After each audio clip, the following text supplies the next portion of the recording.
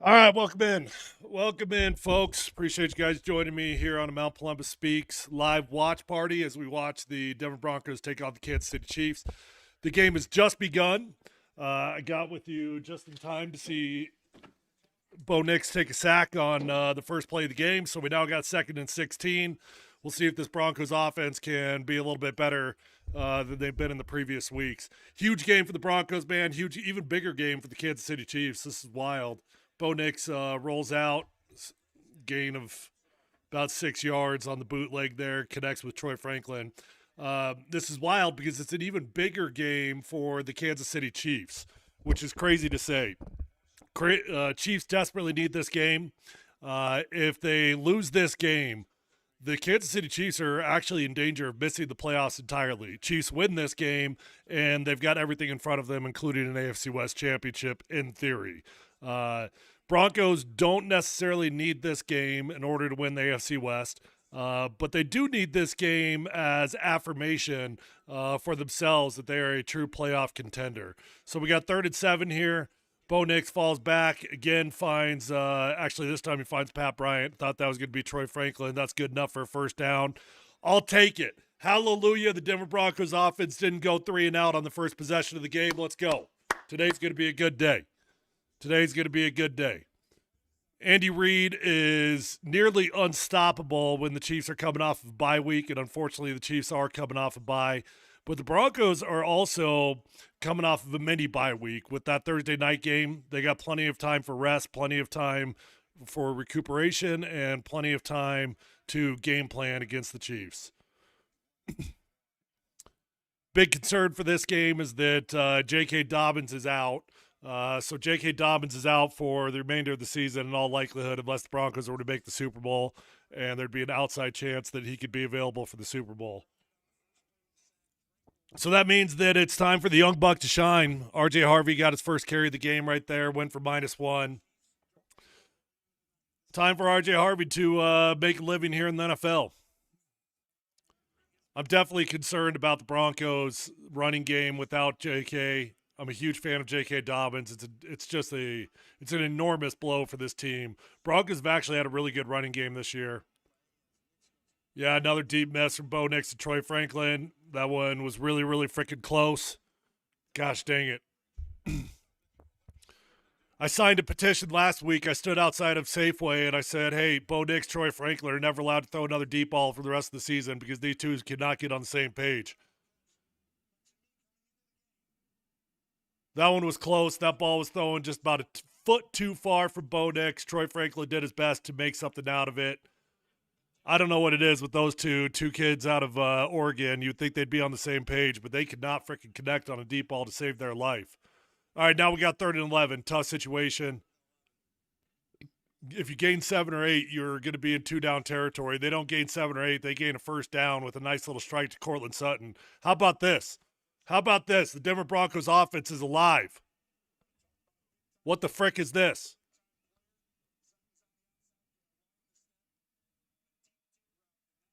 Wow.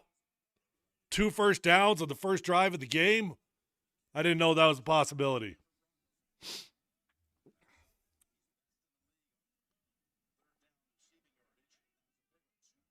All right, Broncos going out of gun again. They're so pretty much just throwing the ball on this drive. They're going to throw it again. Bo Nix has got to scramble out. Hits Evan Ingram on the quick check down on the flat, and Evan Ingram turns that into a nice gain of 6 or 7 yards. Evan Ingram slowly but surely coming alive for the Broncos. He hasn't had like a breakout game, but for 5 or 6 weeks straight, he's been a 50-yard type of guy per game and just been a solid contributor. He's been a first down merchant for the Broncos as well. Him and Pat Bryant are the two first down merchants the Broncos have got. 2nd and 2. Broncos underneath center, probably going to run it here. And they do. Hey, look who that is. Jaleel McLaughlin. Welcome back to the Denver Broncos. Jaleel McLaughlin has been a healthy scratch and all but I believe he played in 1 game. I believe he dressed. So if you guys aren't aware, there's 53 men on the roster, and on game day, you have to sit out 7 of those guys. So you can only dress 46 guys on game day, and Jaleel's been a healthy scratch for the entire season. I'm glad to see the Broncos going back to Jaleel, though, because I really like Jaleel.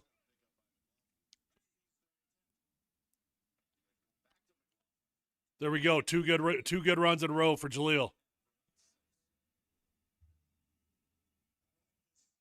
I don't know why the Broncos. Sean Payton has got a love affair with Tyler Bidet. Tyler Bidet's been the third down back all season long. He's been the halfback screen back that the Broncos have had. I don't understand the love affair with Tyler Bidet. I like Jaleel McLaughlin a lot more than I like Tyler Bidet. Jaleel's just got a shiftiness to him that you can't coach. I don't care how much you trust Tyler Bidet. Jaleel's got playmaking ability.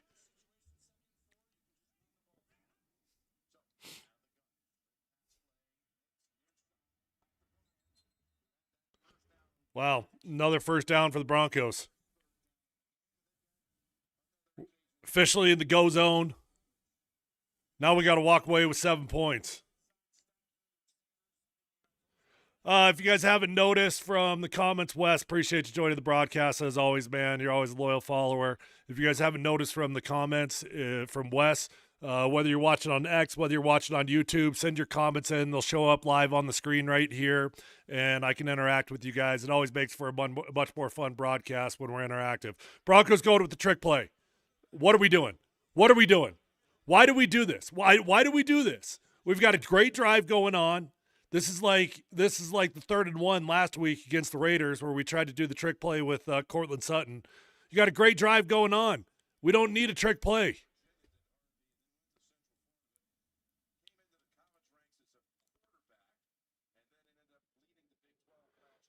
That's just Sean Payton getting a little bit cocky, getting a little bit arrogant. He schemed up something he thought he was going to like. Didn't work out. Stick to the basics, man. The basics are working.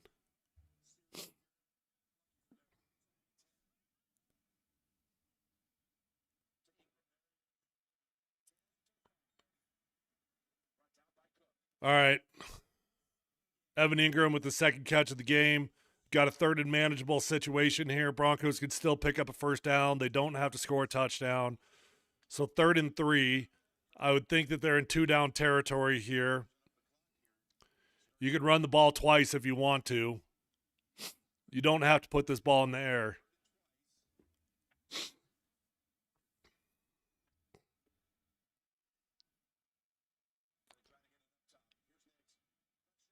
Wow. That's one thing you couldn't do. One thing you couldn't do is take a sack because now that takes you out of 4-down territory. Now the Broncos are going to have to settle for a field goal after a beautiful drive to start out the game. I agree, Wes. The trick play just stalled out all momentum on this drive. Stupid call from Sean Payton. I don't get it. I don't know why he did it.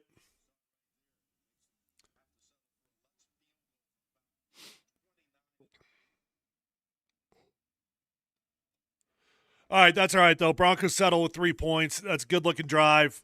A whole lot better than the typical 3-and-out that we begin our football games with. Bummer that they stall out in the lower red zone, but we'll take points against Kansas City Chiefs. Chiefs are the number 1 team in the NFL in time of possession. So it's going to be important that the Broncos can sustain some offensive drives to keep their defense fresh because the Chiefs are playing very atypical Chiefs football this year, meaning that when they get the ball, historically the Chiefs would score so fast. The Chiefs are taking their sweet time scoring this year, and they're eating up the clock and controlling the time of possession better than any team in the NFL. So Broncos need to do a good job offensively. As we get to a commercial here, good time for me to thank my title sponsor, Safeway. Appreciate you guys so much from Safeway. Couldn't do Mount Polumbus Speaks without you guys. there is a difference in where you shop, and you need to shop at your local Safeway store. Guys, Safeway sources locally. They support local small businesses. So when you shop at Safeway, you're supporting local small businesses. They cut their fruit fresh in store every single day, and you can taste the difference. Fresh foods, local flavors. They've got an incredible app that if you don't have on your phone, you're missing out. Download the Safeway app, skip the other delivery service apps, and order directly from the Safeway app. You're going to save time, you're going to save money, and they're going to deliver that food directly to your doorstep. They'll save your orders. They make it super easy. That's what I do. I just repeat my order week after week, add 3 or 4 items. It takes me a total of 3 minutes to get my order in. It's incredible. Safeway, fresh foods, local flavors. Check out your local Safeway store today.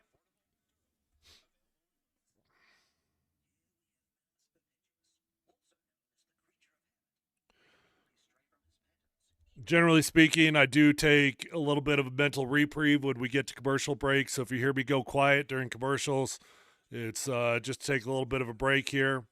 Commercials are always a good time to be interactive with you guys. So if you got any questions, any comments, any complaints, send it in. Whether you're watching on X or on YouTube, your comments will show up live on screen here.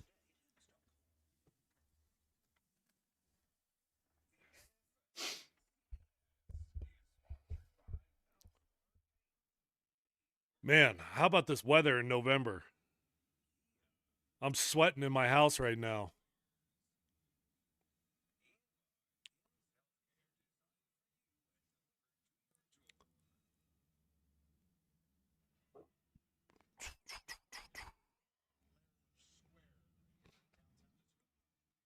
Girl, you got me so high.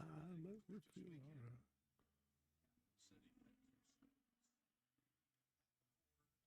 All right, thank God the Broncos had a good drive there. Immediately, the game feels good, right?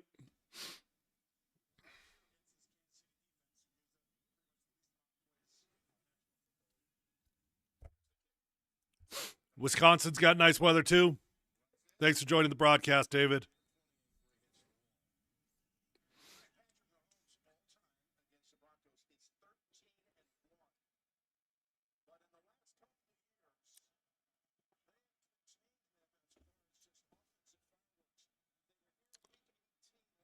What a crazy year for the Chiefs. They're 5-4. They're one of the hottest teams in the NFL. They're the odds-on favorites to win the Super Bowl right now, according to Vegas. And yet, if they lose this game, the Chiefs are 2 more losses away from being out of the playoffs entirely. So this is the most important game. This is probably the only true do-or-die situation that Patrick Mahomes has ever been in inside the NFL. Don't you wish that cold weather upon us, Tim?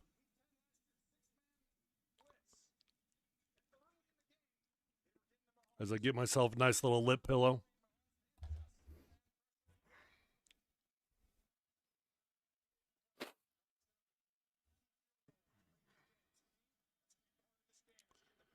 All right, Chiefs pick up a first down on the first play of the game, so they're 1st and 10 again on the 38-yard line. Nick Benito gets a good first step. I thought he might have been offsides. They also held him on that one. Mahomes takes a deep shot, overthrows his man Xavier Worthy about 4 or 5 yards. It's tough to overthrow Xavier Worthy. That's a fast man.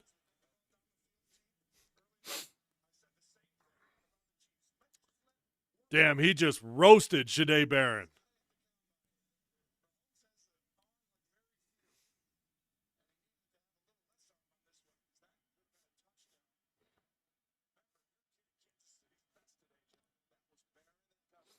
Chiefs know what this game means to them. Very unusual for them to have a game this important this early on in the season.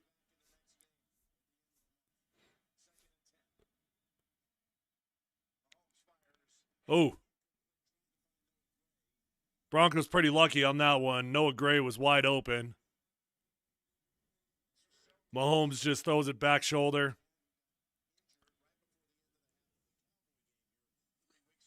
Broncos been able to survive Pat Surtain, as they're showing him on the sideline there. Broncos been able to survive the absence of Pat Surtain so far, but I am worried about this game. You know, Pat Surtain, he could be the difference between winning and losing against the Kansas City Chiefs. That's how good that guy is.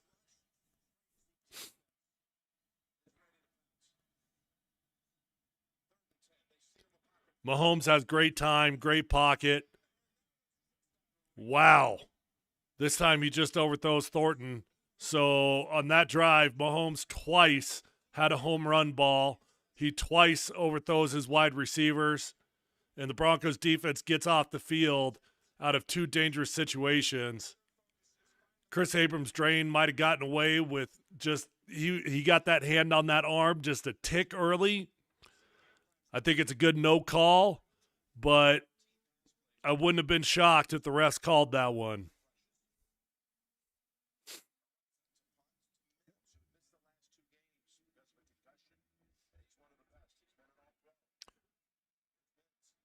Wow, nice return from Marvin Mims. Let's go, buddy. Let's go, buddy. There's a flag on the field. Unfortunately, this sucker's probably coming back, damn it. Good to have Marvin Mims back, huh? Dang. Mims doesn't know there's a flag on the field.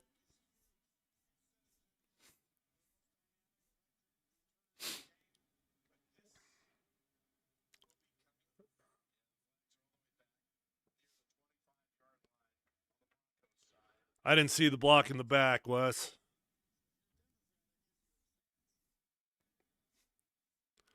Hopefully it's offsetting.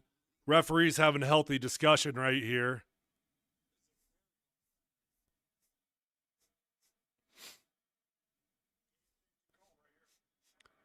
Let's go.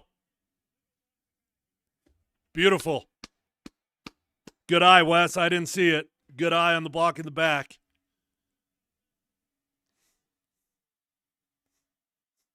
Wow, Broncos couldn't be off to a better start here.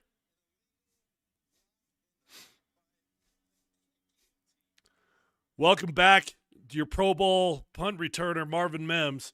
His first return since he's been out with injury, and he takes one for 68 yards.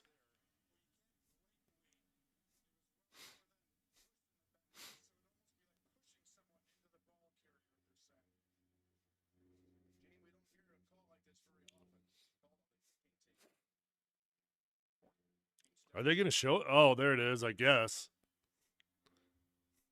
Wow. I know the announcers just said the same thing, but I couldn't tell you the last time I saw a block in the back on the punt team.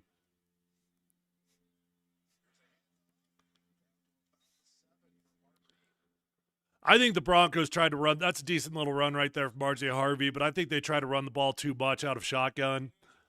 I'd really love to see the Broncos get underneath center more often. It's so much easier to run the football underneath center. It's all about the timing and the placement of your running back.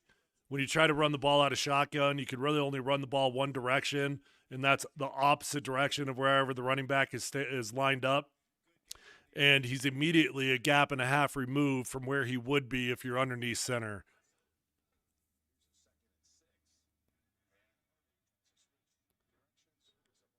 You know what? Not a good run there, but an okay run. RJ Harvey does a decent job of finding a hole and at least gaining a yard. Could have easily been a tackle in the backfield. Sean's got those shaky hands again. Look at those hands shake. I don't know how he sees his play sheet with his hands shaking like that.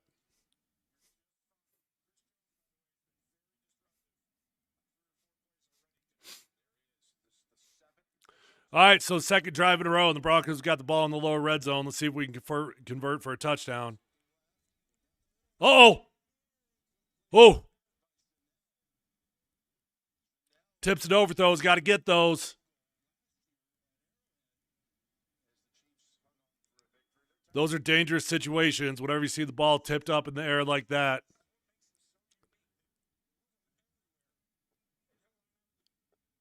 Bo Nix fortunate to not walk away with the interception. So, 2 trips to the lower red zone, and you walk away with 6 points. Well, hopefully, I'm assuming we're going to make this thing. Let me see if he actually does. And he does. He knocks it through the middle. Broncos up 6-0. I suppose you'll take it, but when you play the Chiefs, You cannot have too many trips down to the lower red zone walking away with field goals. That'll come back to bite you in the ass. We all know it. We've played the Chiefs too much. We know how this thing goes.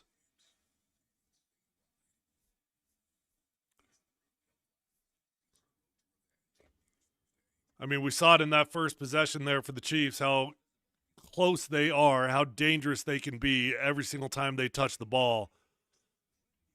2 overthrows for Patrick Mahomes, but it could have been 7-6. If you're new to Mount Polumbus Speaks, thanks for watching. Thanks for jumping in. I'm Tyler Polumbus, Super Bowl 50 champion, played in the NFL for 8 years. Mount Polumbus Speaks is my podcast. My daily show is on Altitude Sports Radio from 12 to 3. I do that show with D-Mac and Scott Hastings. If you're new to Mount Polumbus Speaks and you're watching on X, hit that link in my bio on X, go on over to YouTube and hit subscribe. That's where my content lives. After the game's done, I put out the All-22 coaches film within 24 to 48 hours max. I break down the film. I've got some cool tools that I get to use. I get to draw some lines, use some circles, and teach you guys about the X's and O's of football. Though it's always a popular broadcast when I do the All-22 coaches film, and you want to make sure you're subscribed to YouTube so you don't miss out on that. Also, just know that I am trying to grow my channel on YouTube, so if you guys just do me a solid, I'd be incredibly grateful if you could like the video on YouTube and comment on the actual video itself, not in the chat, but on the video itself. That does wonders for the algorithm, and it really helps my channel grow, keeps me motivated to keep coming back to you guys when I see growth on that thing. I put out 3, sometimes 4 podcasts a week, and I do this sucker year-round. So join the movement over here at Mount Polumbus Speaks and hang out with us if you're new. Again, just hit that link in my bio on X, going over to YouTube, and hit subscribe.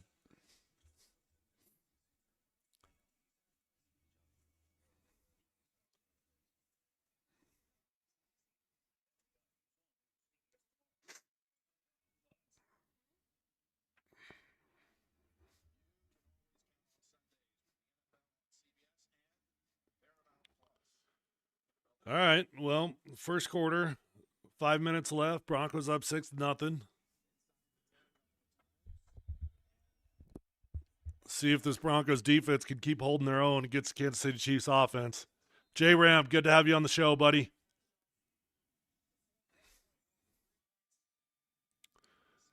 I'd say it's about time that our special teams started looking good. Our special teams have been an Achilles heel on this football team for the entire season.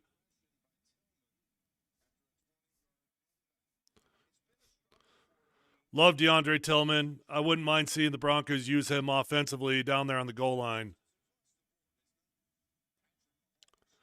JV White, thanks for joining the broadcast. On the first drive, Chris Jones sack. Why didn't the center move to that space to block him? I'll have to catch that on the All-22. I didn't catch it live, but I promise you I'll break it down and I'll tell you what went wrong in the All-22. That's why you want to be subscribed. Sometimes it's hard to catch everything in real time. But good observation. I'll file a mental note on that one and explain it when I do the game review.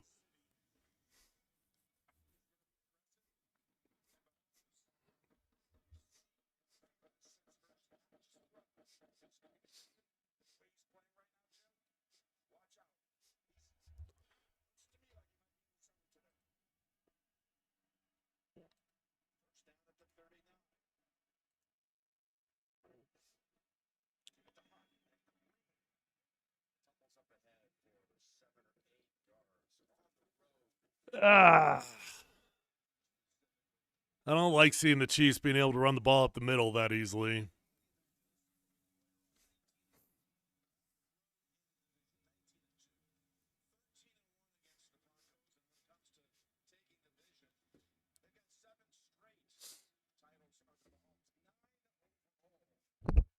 (13-1). I thought the Broncos beat the Chiefs twice in the last couple of years.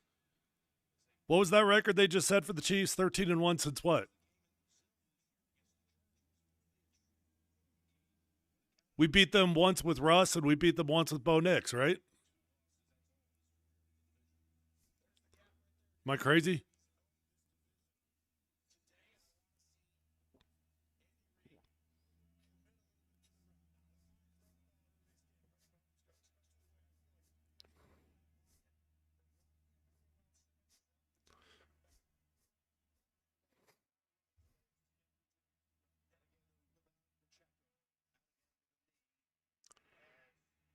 All right, we should have a hands to the face here. This one should be coming back. Looked like that was Tillman. Got his helmet popped off. Referee does throw the flag. Oh, it was Roach. Malcolm Roach.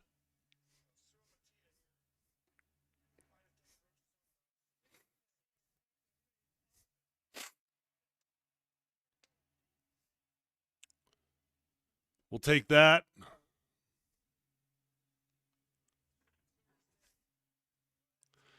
I like Malcolm Roach. I like everybody on the Broncos defensive line, but Malcolm Roach is one of my personal favorites. Yeah, that dumbass offensive lineman for the Chiefs. Got to get your hand off there.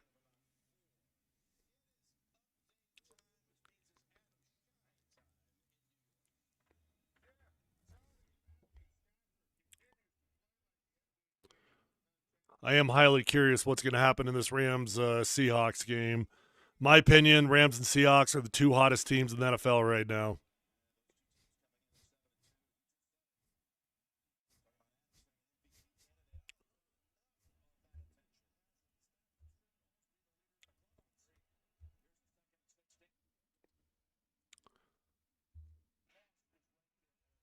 All right, nice play, Riley Moss, buddy. Oh, are you kidding me?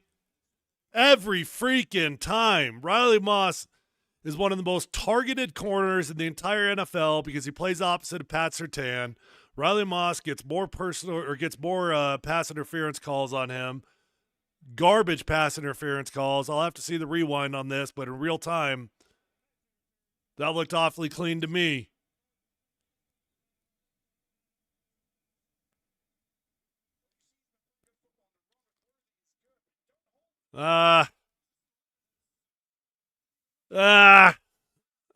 Could see that going either way. The reason that got called is because the jersey actually got pulled a little bit there.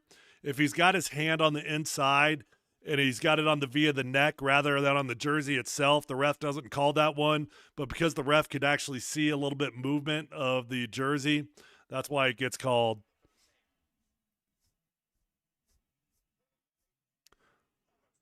Damn, we got to catch that. Tips and overthrows, got to get those. Hufanga's been awesome all year long. He's going to want another chance at that one.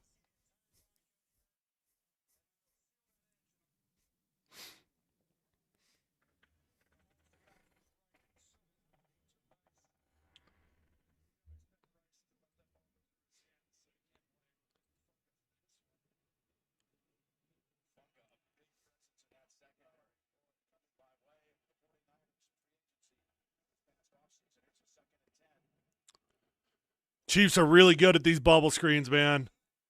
They're really dangerous. Broncos run a lot of them too, but the Chiefs are really, really good with those bubble screens.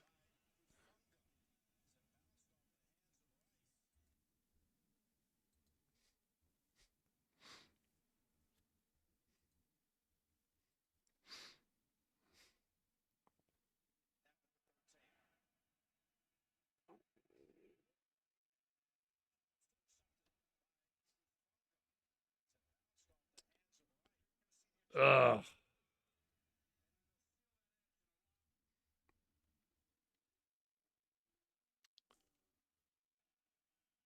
Why is my internet crapping out at me? This always happens at the wrong times.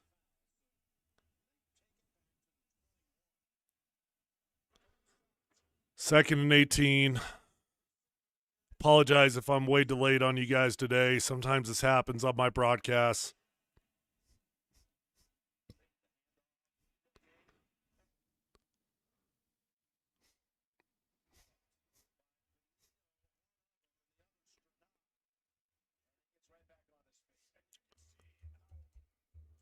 Broncos defense trying to hold strong here.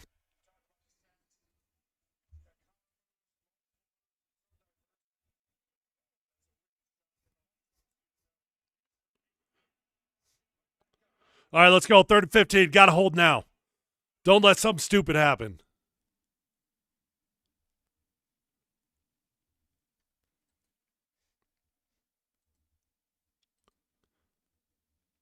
Gosh dang it. My freaking broadcast.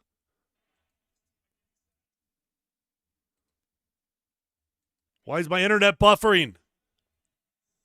What's happening? Somebody tell me what's happening.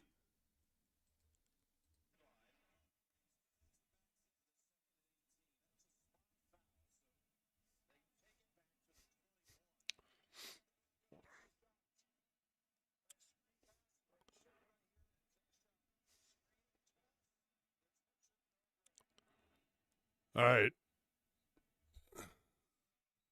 We'll take it. So Broncos are going to hold the Chiefs to a field goal here again. And you're going to go good for good. Fortunately, you got the holding call as well, so that's going to help us. Hopefully that bounces them back a little bit, gives you another crack at getting them out of field goal range. I'd be tempted to decline it simply because you know that you've got them in field goal range already, and they do decline it. I think that's probably the wise decision when you're going up against the Chiefs. Don't give them any more opportunities than you have to.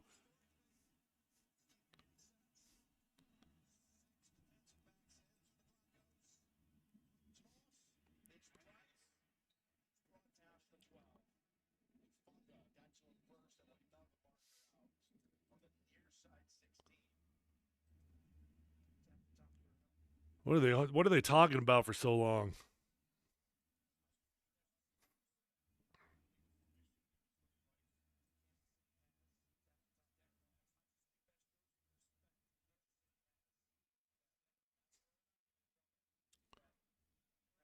Let's go, boys.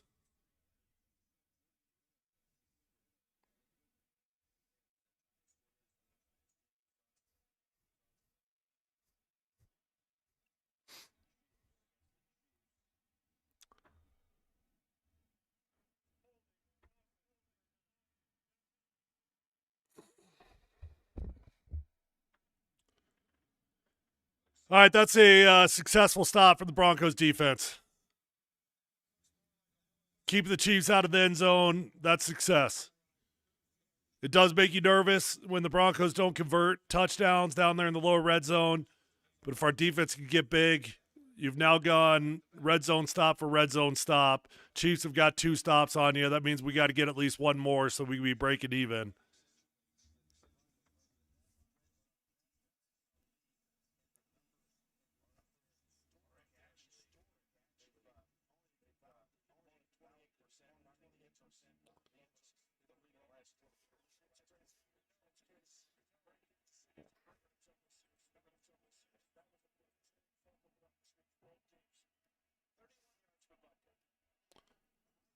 Butt kicker. Puts it down the middle.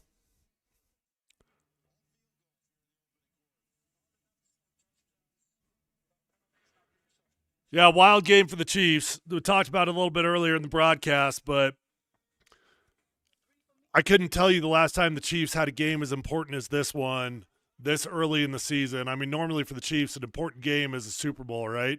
Well, this year, the Chiefs sitting there with 5 wins. If they win this game, in theory, they've got the AFC West championship in front of them. They don't have a number 1 seed, but they do have an AFC West championship in front of them. They'd have to beat the Broncos twice in all likelihood.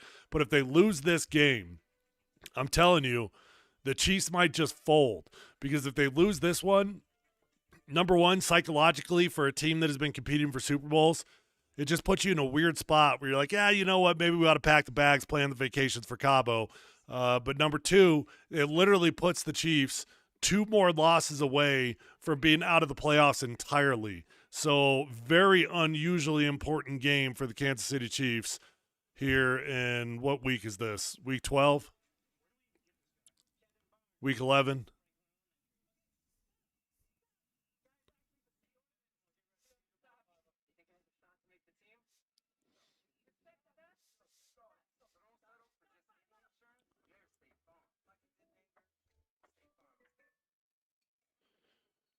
Appreciate you guys hanging out with me as always.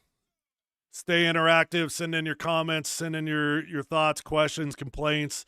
It'll pop up live on screen. It always makes for a much more fun broadcast when we stay interactive.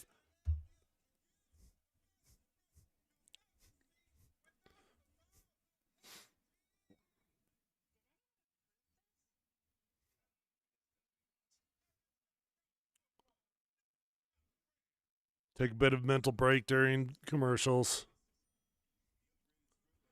Not used to see flags go the other way. Hope it keeps things going like that. Wes says, man, we're getting great field position today. Need to start capitalize on it like now.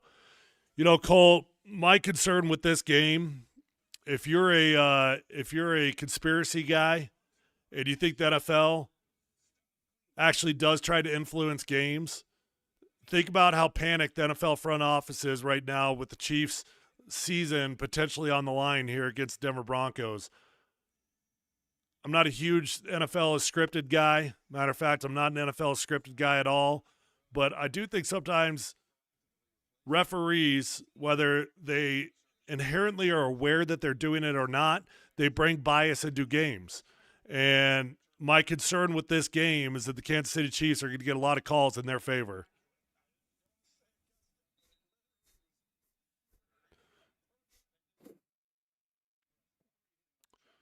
So Chiefs missed the landing zone on that kick.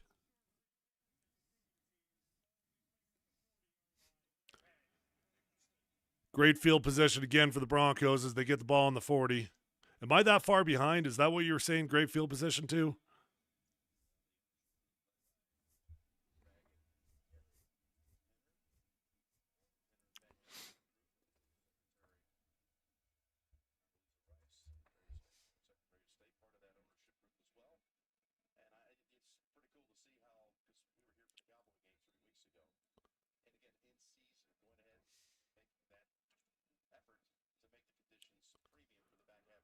All right.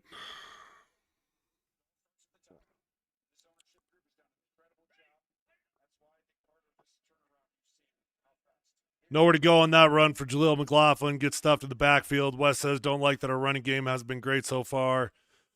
Could be our first 3-and-out incoming.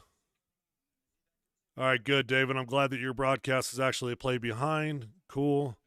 Whatever. That means that I'm not as bad as I think. 3-and-outs. So I think the Broncos, to win this game, they can't have more than 2 3-and-outs the entire football game. If you have more than 2 3-and-outs, that's giving the Kansas City Chiefs way too much running room.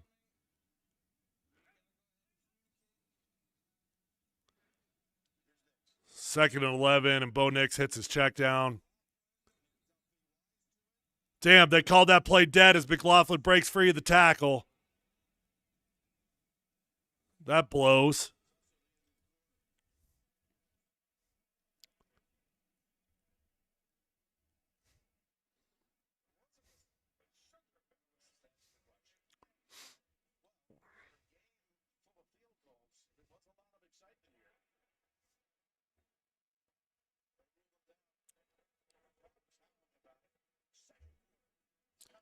He was going to break free for a big gain there.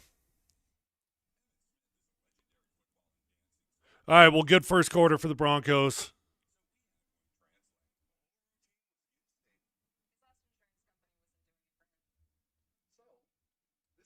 Thank God the Broncos apparently put some work in on their first 15, their scripted plays over the bye week or over the semi-bye week there. First 15, your scripted plays, that should be when you have your most success of the entire football game. You've been planning it. You've been scheming it. You found the weaknesses. You're setting up play 7 with play 2. You're setting up play 12 with play 5. Everything should be in rhythm in the first 15, and the Broncos have not been in rhythm on the first 15 all season long.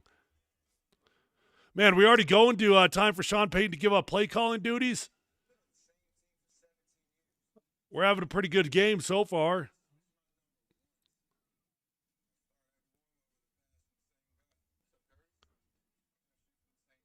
A lot of people wanting Sean Payton to give up his play calling duties. You're not alone on that one. No, I'm not saying that the check down was scripted. Obviously, you never know how the progression is going to go. I'm just saying the plays are scripted.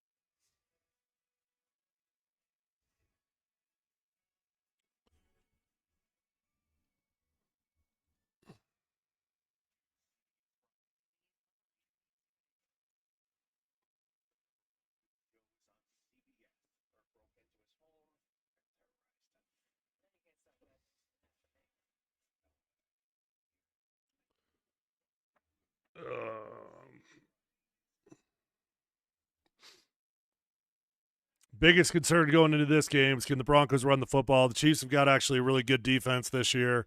If they've got one weakness, it's potentially their rush defense. Last week they gave up a lot of ground on they gave up a lot of yards on the ground. So bad week for J.K. Dobbins to go out. Look, there's going to be momentum shifts in this game, that's for sure. You just got to weather the storm. Broncos had a bad 3rd and 16 situation there. They just go for the check down, hit Evan Ingram, and now we're going to have to punt the ball. So, gosh, I lost track. Did we pick up a first down on that drive or not? I honestly can't even remember.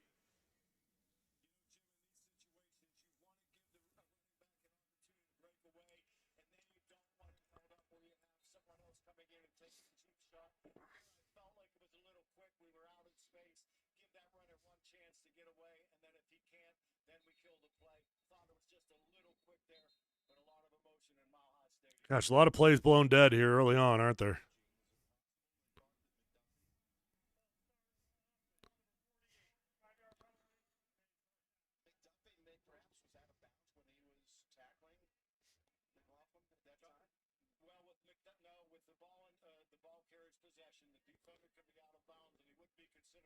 What are they even discussing here? Tackler's allowed to be.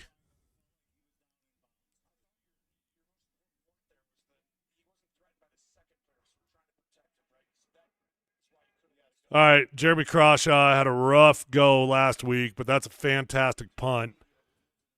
Catches it on the 5-yard line. He probably should have dropped that. He probably should have let that ball hit the ground and roll into the end zone.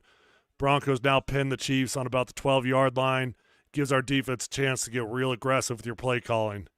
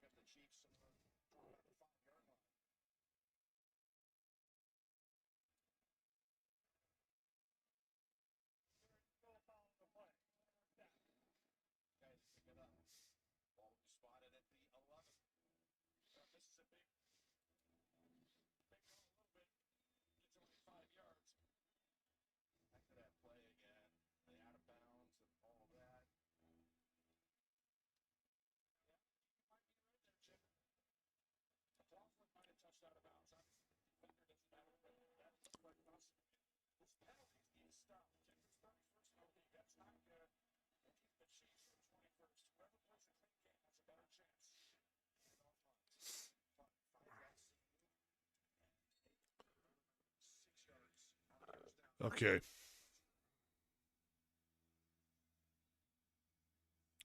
Travis Kelce's actually having a pretty good season this year. If you look at the stats and the yardage, Travis Kelce has been having a really good statistical year. People say he's over the hill, he's done. No, he's not as dynamic as he once was, but he's still got that connection with his quarterback. Broncos have actually done a really good job this year, an unusually good job this year of covering tight ends. We've played some great tight ends. Jake Ferguson from the Cowboys. Broncos shut Jake Ferguson from the Cowboys down. Broncos played Brock Bowers from the Raiders, and they were able to shut Brock Bowers down. If you want to beat the Kansas City Chiefs, you better contain Travis Kelce. Travis Kelce actually has more yardage this year than the Denver Broncos' number one wide receiver, Courtland Sutton. Courtland needs more targets this year, though. There's no question about that. I don't like how much time Patrick Mahomes is getting. That's my one disappointment early on in this game is our pass rush is not getting after Mahomes. But is Mahomes already limping? Mahomes get banged up on that? Oh, he did roll his ankle a little bit. I'm never rooting for injury, but hey, I'm not upset if Patrick Mahomes is a little bit banged up. We've seen Mahomes bang it out over the years, though.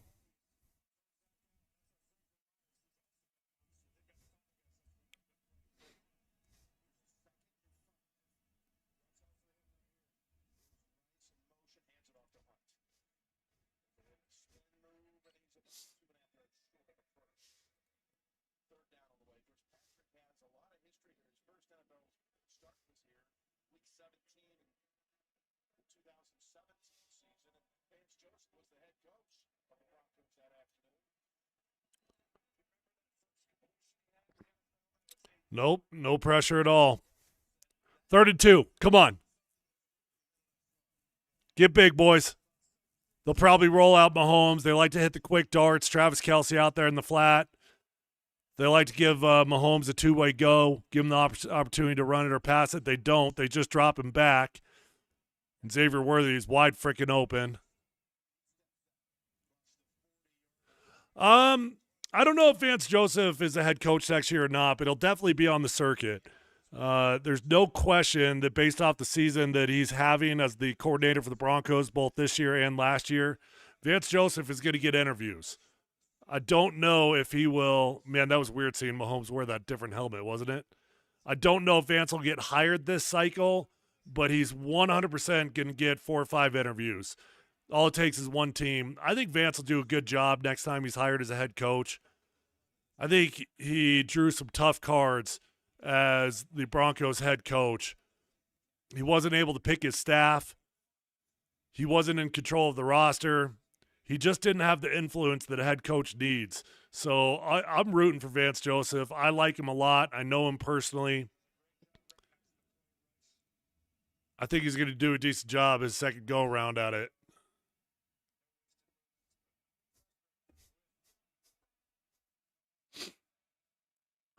That's the one thing Dennis, that's a good observation. It's the one, as good as this defense is, they've not created a lot of turnovers.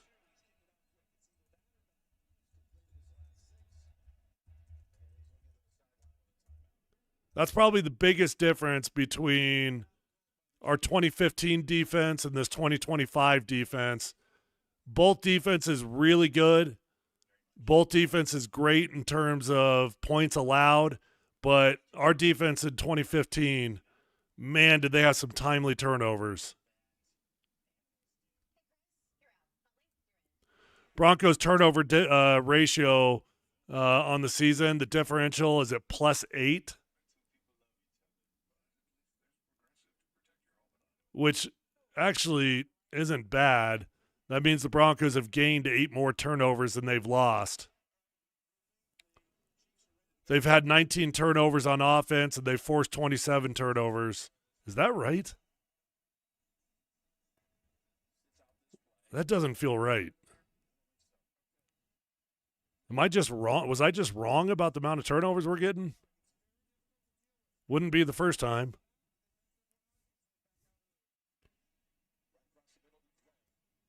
I'm telling you, nobody's better in the NFL at little dump-off screens than the Kansas City Chiefs.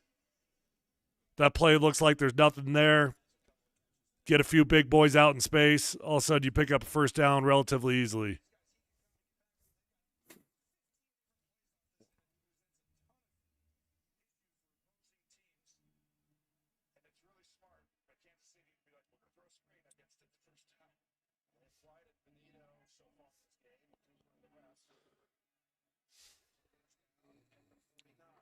I don't know about VJ's really struggling.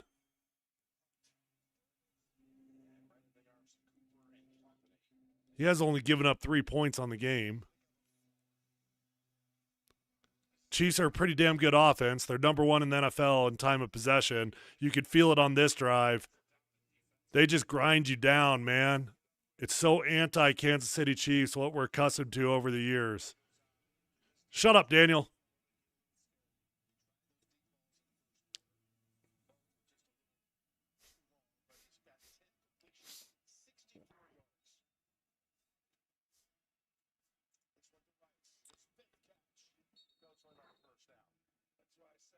This drive is disturbingly simple for the Chiefs. They're not doing anything fancy at all.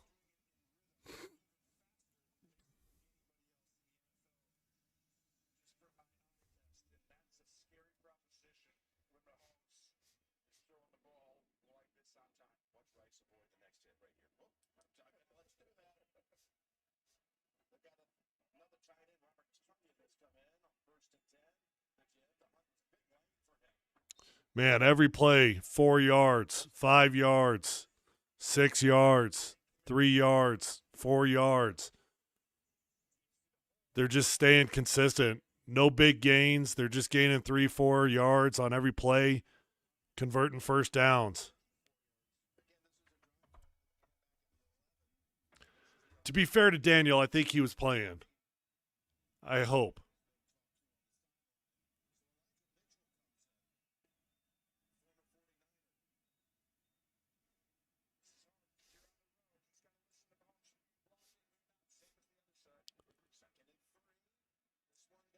Are we going to get another flag on Riley Moss?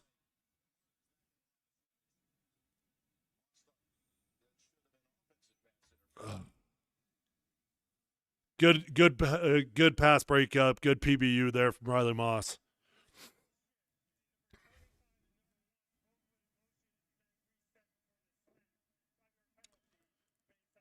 Weird year, man. You're so accustomed to the Chiefs making big plays. It's just not how they're having success this year. It's not on their big plays.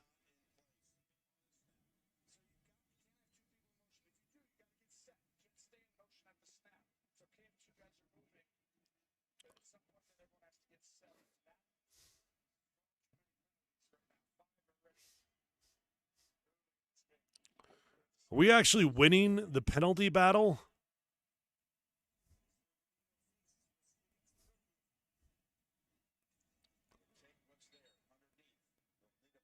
All right, you got a third down. You got another chance to get off the field.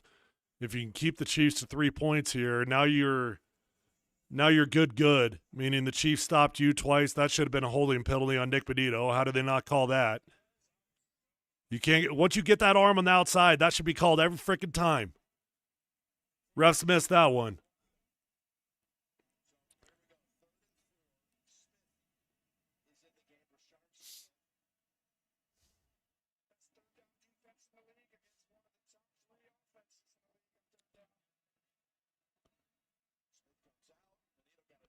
Damn. And there's Travis Kelce. Kelsey's putting that ball out there. You gotta rip that sucker away.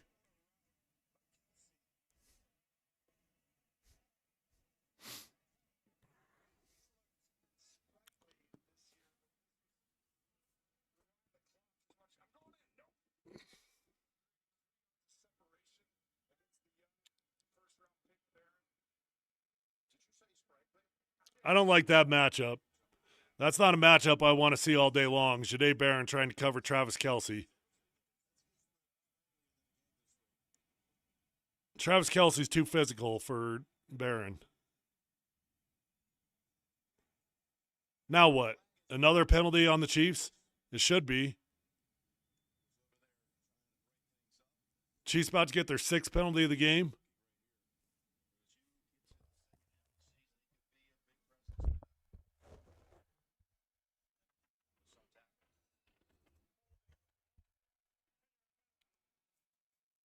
Who was it on? They didn't say.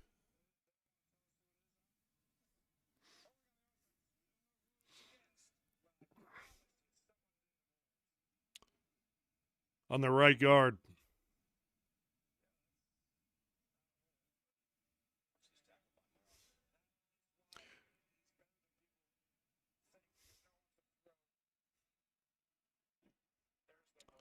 That was not a hold.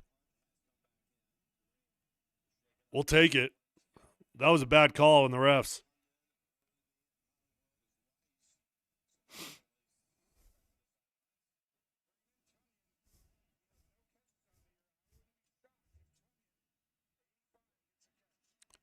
Another flag.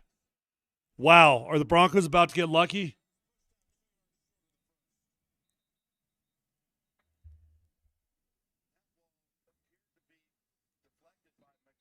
Amazing. Bailed out by the refs on this drive.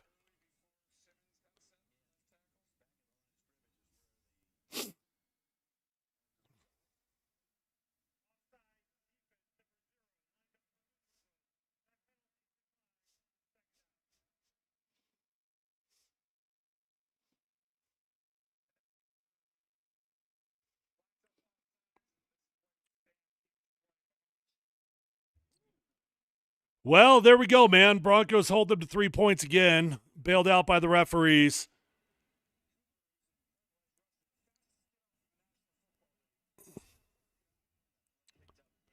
Both teams have got 2 red zone stops. Chiefs got 2 stops. Broncos got 2 stops.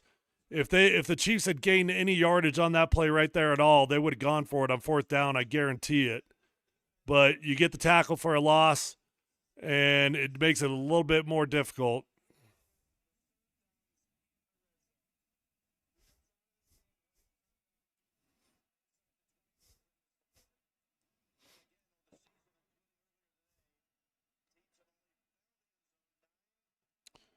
I agree with that, Wes.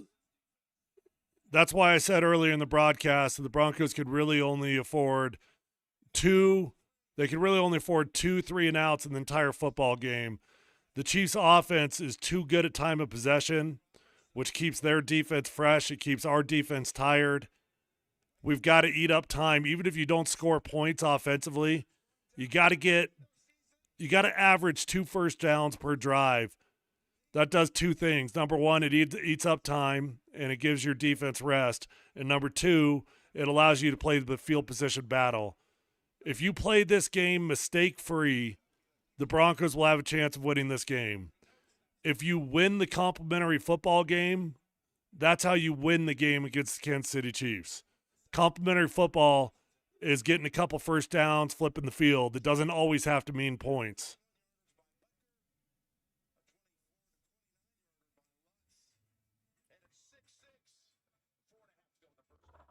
I'll be right back. Don't go anywhere.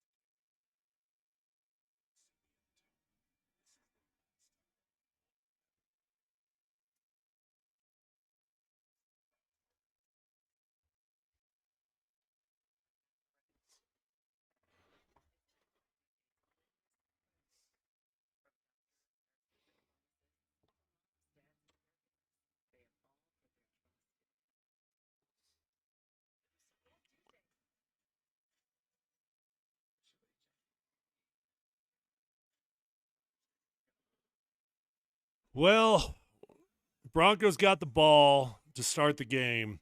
So this is an important drive for a couple reasons. One of the most game-changing moments of any game is the double score ability. Meaning, if you give the Chiefs the ball back with 2 minutes or less in the half, and they're able to go score, they get the ball back in the second half, able to score again on the first drive of the second half.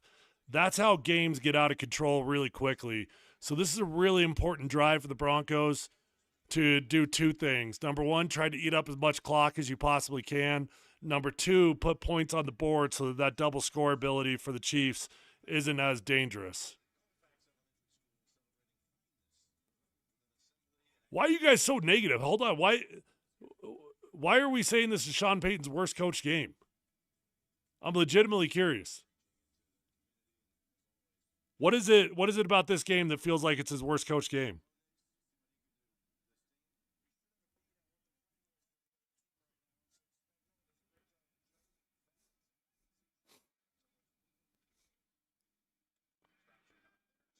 Pat Bryant's a first down merchant, dude.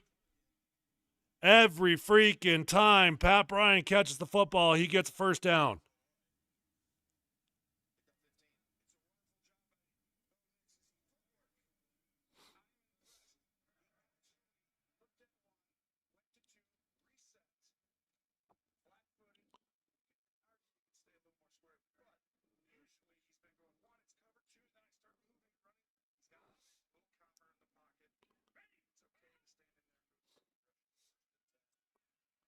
End up having to dirt that one.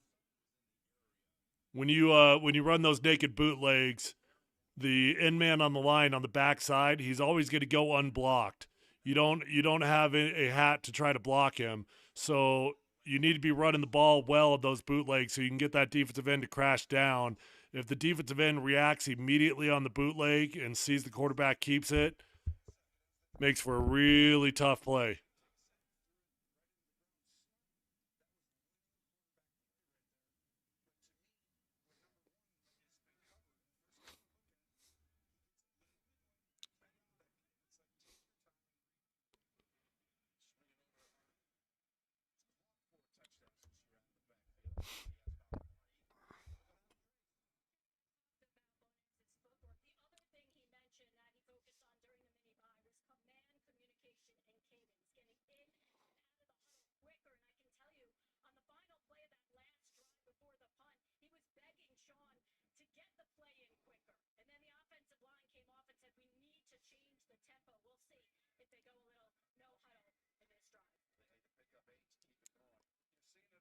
Third and 8, big play.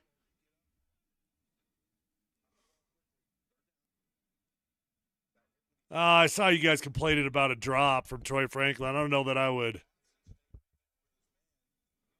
Let me see if I get the replay on this, but I'm not sure that looked like a drop to me.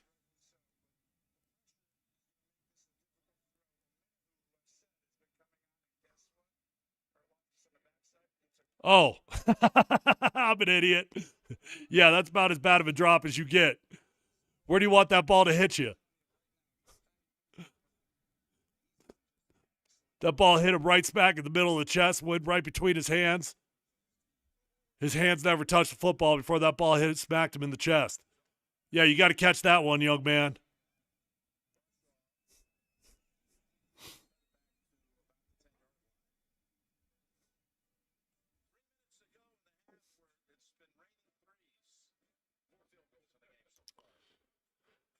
Well, damn it. Now I'm worried.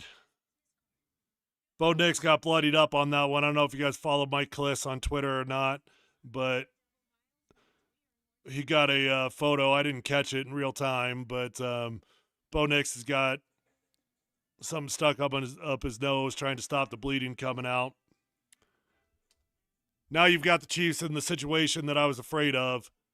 You've been playing them well all game long, the whole first half, but now they got the opportunity of the double score. They're probably going to eat up the whole clock here because that's what they're good at.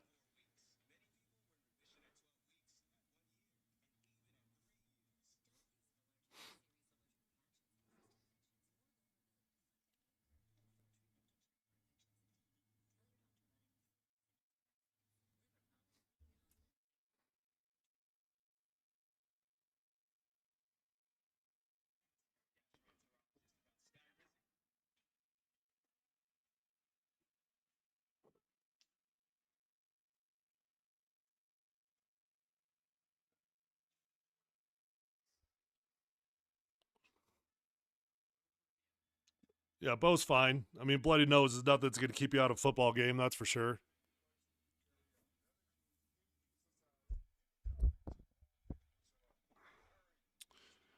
Well, Mike says Bo's hanging in the pocket a little bit longer. That's good.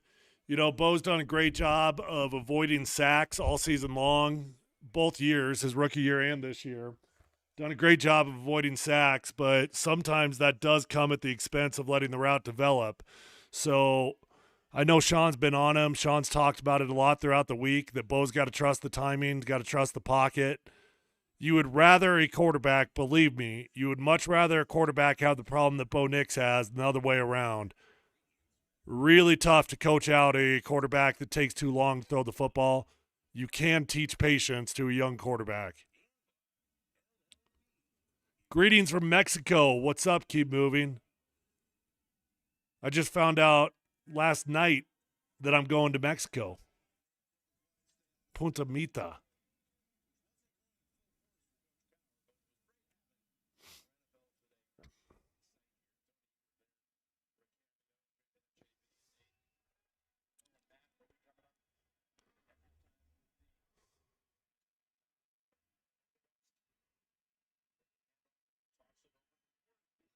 See, even that, like, I mean, it's not a big play for the Chiefs, but the problem is every freaking play they're gaining yardage. It's tough to get a 3 and out on defense when you allow an offense to get 3 to 4 yards a pop. Hey, Bob. Bob's my Punta Mita sugar daddy.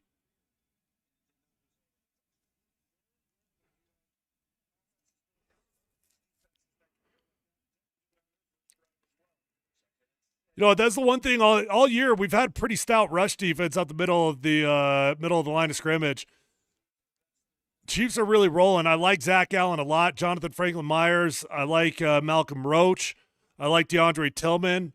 All of our guys that do a good job of holding up the middle of the line of scrimmage.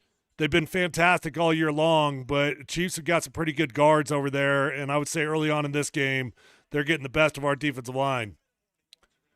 They're getting the best of our edge rushers as well. Nick Benito's not really had any pressure. Jonathan Cooper's not really had any pressure. I do think that Nick Benito has gotten held a couple times, and the referees missed the call on it.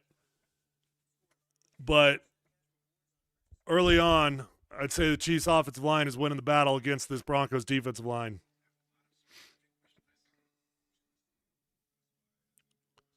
Just get out of the half to the tie score. We'll be happy with that.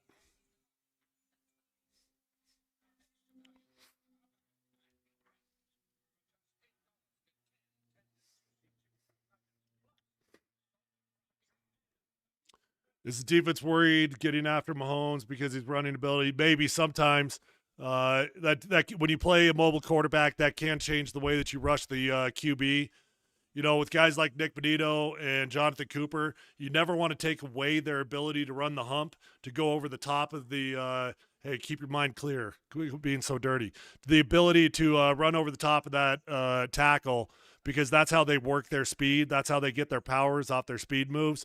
But when you do play guys like Mahomes, like Lamar Jackson, oftentimes you will go more to a box rush, meaning you're going to tell your defensive ends, hey, run down the middle of the chest of the offensive tackle rather than running the hump, because when you run the hump, that allows a gap between the guard and the tackle for the QB to sneak out. But if you box rush, well, now the goal is to try to keep him within the pocket. It's a catch-22 when you play Patrick Mahomes, because the dude's clearly dangerous from within the pocket. His biggest plays do come off the scrambles, though. So you got to find a healthy balance there of trying to keep contained while allowing your pass rushers the ability to do what they're best at.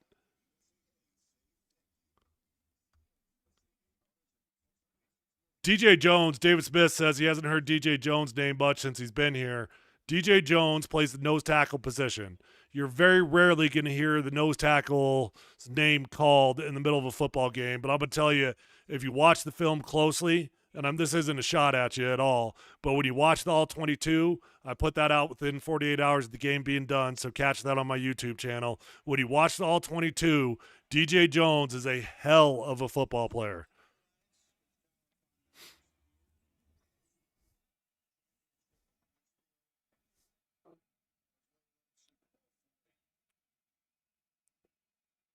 Get him. There we go.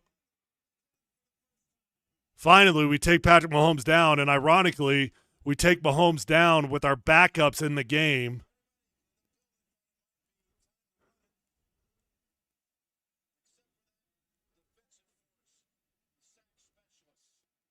It's not Nick Benito. It's not Jonathan Cooper. It's the rookie Q Robinson that gets home on Patrick Mahomes for the first time.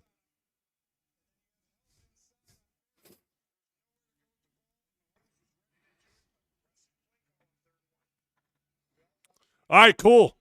So you get the ball back with 2 minutes to go. Now what you got to do offensively is you'll probably be a little bit careful with the first couple first couple plays of the drive. Keep the ball on the ground, high completion percentage pass, something that keeps the ball within the play of the field because you do want the clock to tick. Then once you pick up that first down, that's when you make the decision, hey, we'll go into 2-minute mode. Most importantly, you got to eat up the clock here, not give the ball back to the Chiefs. They do have 2 timeouts left, so force them to use those timeouts. Don't go up into hurry-up mode until you know that you've got a good drive going. You might even huddle on the first play. Probably don't huddle more than the first or second play, though. When you start a 2-minute drive, you've got drive starters, right? So you don't start with shots down the field. You start with the bubble screen. You start with the check down to the running back. You start with the quick slant, something that's got a high completion percentage. You just want a drive starter, something to get the drive rolling.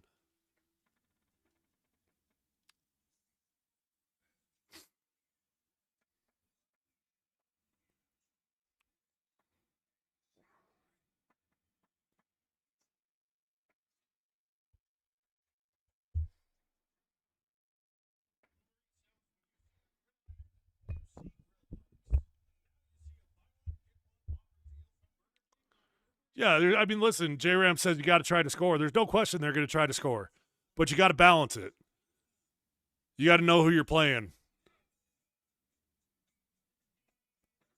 The last thing you want to do is give the Chiefs the ball back with the timeout still in the bag, so at the very least, force them to use their 2 timeouts.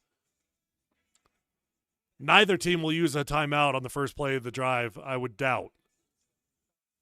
Unless something weird happens.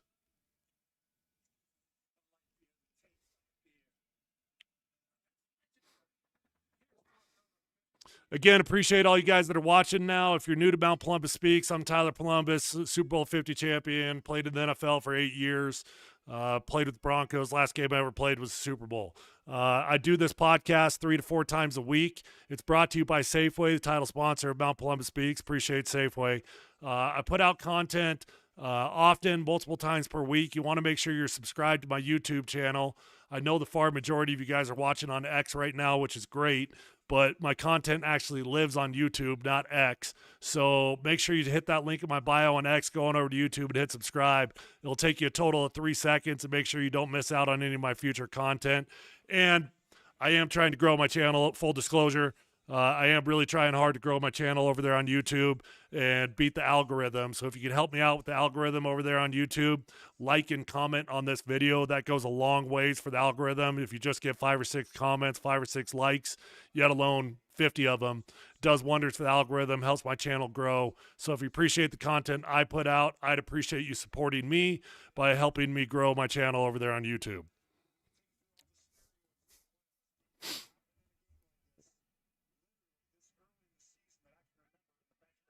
Tony Romo talking about the exact same thing I've talked about 3 or 4 times on this broadcast today. This is an unusually important game for the Kansas City Chiefs. It's probably been 7 years since the Chiefs have played a game this important this early on in the season.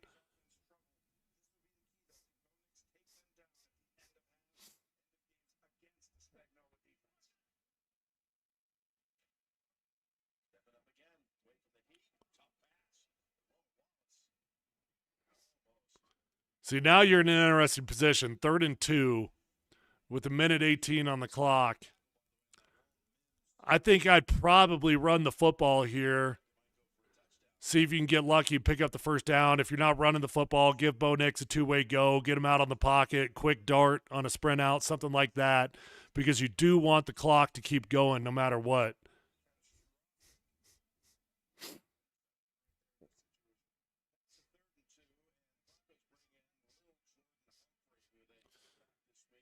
Lil Jordan Humphrey replaces Trent Sherfield. Quarterback run on 3rd and 2. And that was a weak-ass run from Bo Nix. Bo Nix has got to understand where the yardage is. I think that was really close. It might be worth a challenge to the spot. I agree. But come on, Bo. You got to know where you're at, man. Put your shoulder down and get through that thing. He hesitates right there rather than just lowering his shoulder and running through it. Yeah, let's definitely not fake punt it, J-Ram. Bad idea.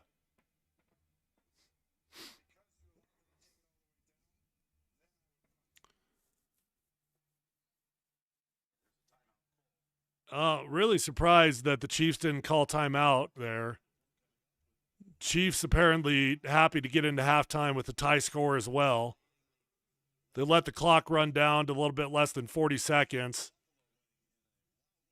Really, really don't get why the Chiefs did not call timeout.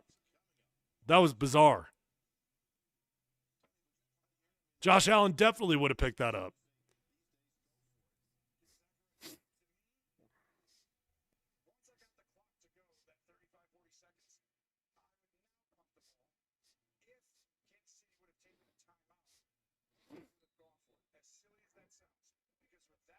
I actually agree wholeheartedly, easy for me to say, with what Tony Romo just said right there. If Kansas City would have called timeout, saved the clock, I probably would have gone for this as well. But because they only have 30 seconds left, you really only need 2 stops. You need 1 stop. They'll use their timeout. 3 stops, I should say. I forgot they got 2 timeouts in the bag. Be interested, though. The Chiefs might. I don't think they're going to take a knee, but I don't think they're going to be aggressive either.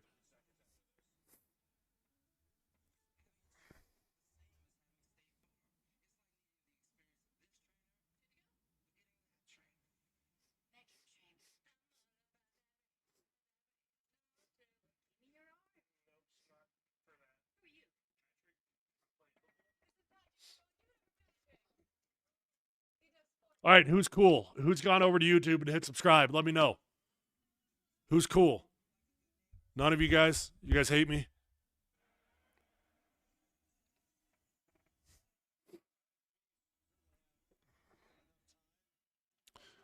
If you're watching on X, you can put your comments in. They'll show up live on screen here. Broadcast is always much more fun when you make it interactive. All right, well, Chiefs will call timeout after that one as they get a big gain.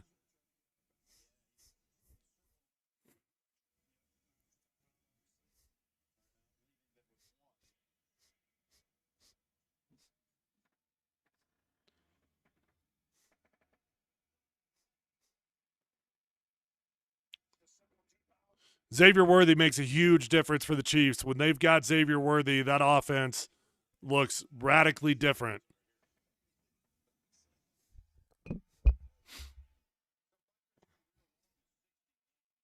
These kickers are getting so stupid good. All you really got to do is get the ball past the 50-yard line, and you've got a chance at a field goal. We're going to have a 75-yard field goal within 2 years. There we go.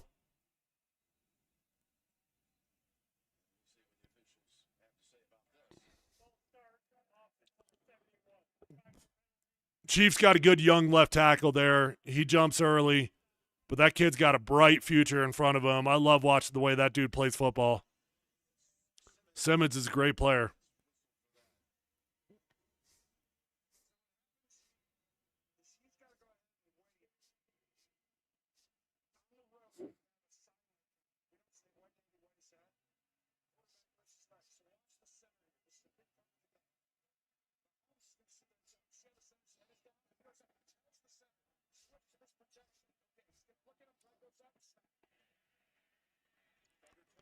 Zach Allen playing out of position, playing the edge position, gets great. Are you freaking kidding me? Oh, my gosh. Rashee Rice, thank you, buddy. Thank you for dropping that one. Mahomes almost pulls off a circus throw there.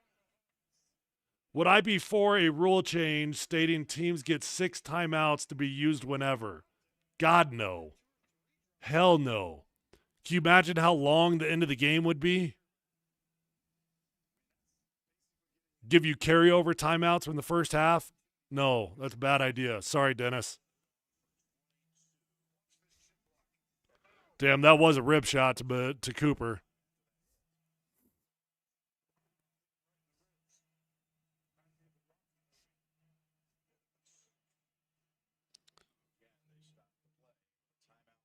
Denver's going to call timeout on that one.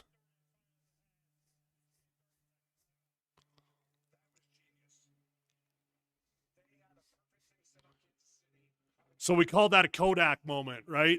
So you've got that on offense and you've got that on defense. What you want to do, that was a really well executed timeout. So offensively, sometimes when you've got a Kodak moment, you get up to the line of scrimmage, you see what kind of coverage they present you, you call timeout. The only goal of the actual play call itself was to get the defense to expose what they want to do. Defensively there, it's harder to get a Kodak moment, but they called that timeout right at the right time. Call it Kodak, right? Because you want to take a picture, and you just snap a picture of it right at the right time, and you figured out what Mahomes wanted to do on that. We'll see if he does this weird rollout to the left again. They don't. You force them to change their best play call in the situation. I wouldn't be shocked if they go back to, with 7 seconds left, they go back to that original play that you had before you had the Kodak moment.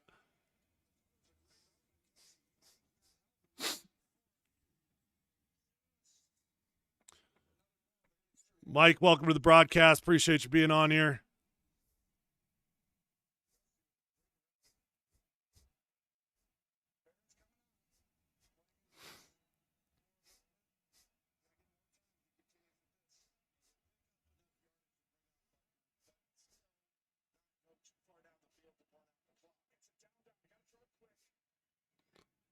All right, they'll let it evaporate there. They do call timeout. I'm surprised that they even want one more crack at this. Yeah, secondary's been holding up well without Pat Surtain. It's because Riley Moss is a dog. Riley Moss gets a lot of heat from the fan base because of the penalties that he gets. I'm telling you, Riley Moss is a dog. That dude is a number one corner on a lot of football teams in the NFL.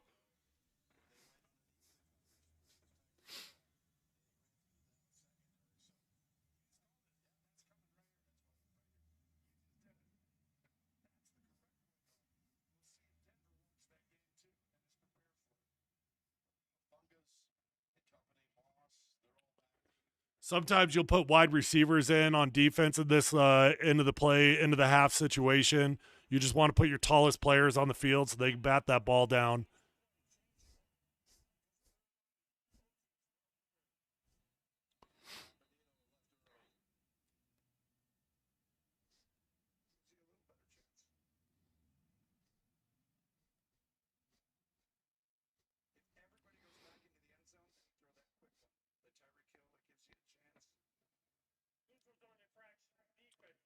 End of the half taking forever here.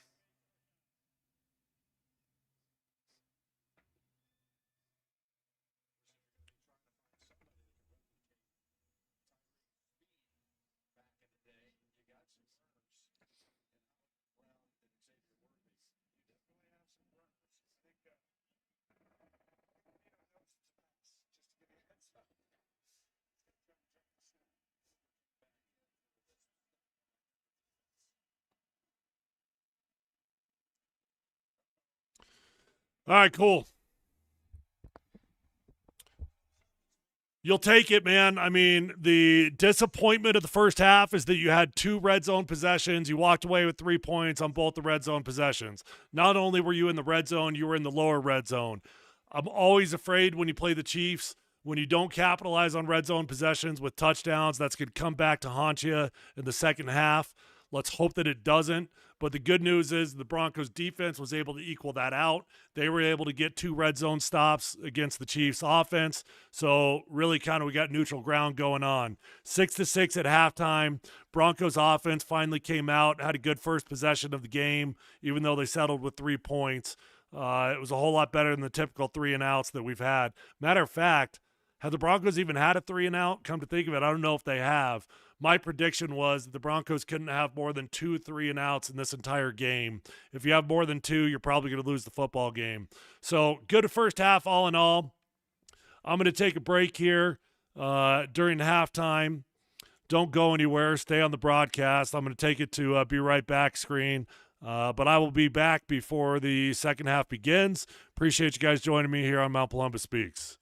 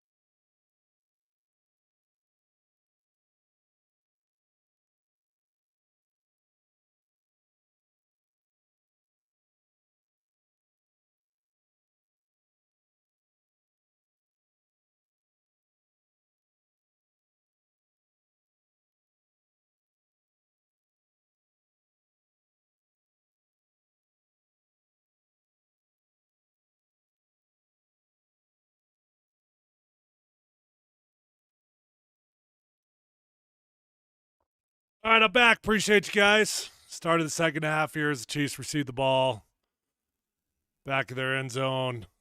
Have a relatively good return there as they get it out to about the 33, 34-yard line.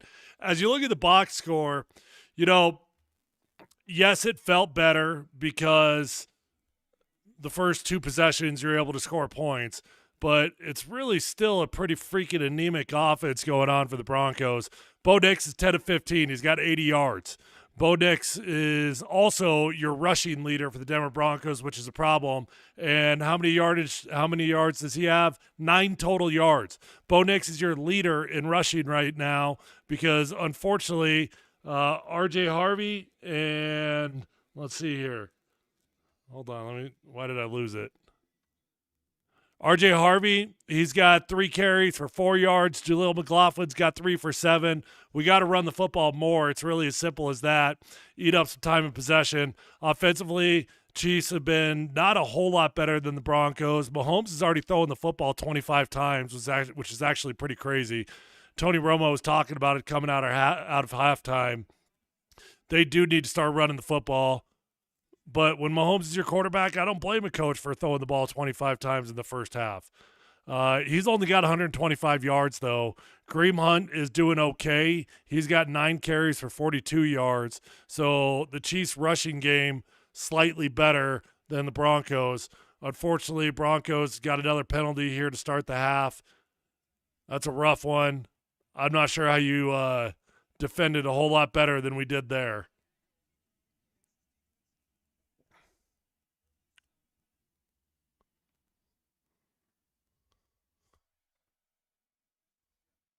Mahomes has got all freaking day again. Hallelujah. Let's go, man. Let's go.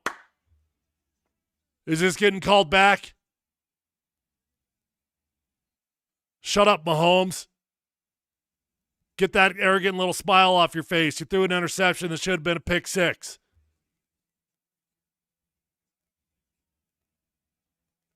Get a defensive pass interference. Illegal contact. Gosh dang. Refs coming out early in the second half, hot after the Broncos.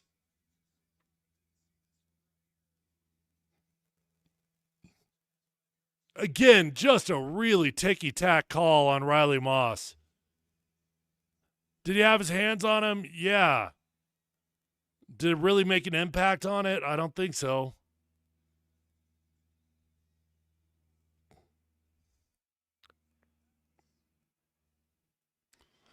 That one will make you sick.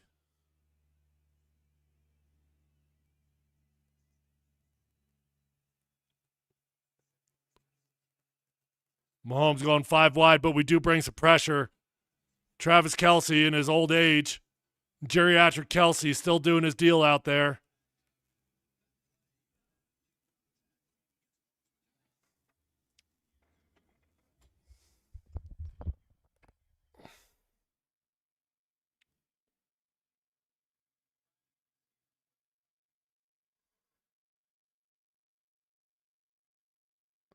I mean, listen, I understand what they're saying. He was riding them. But I think there's got to be a rule for kind of incidental contact there.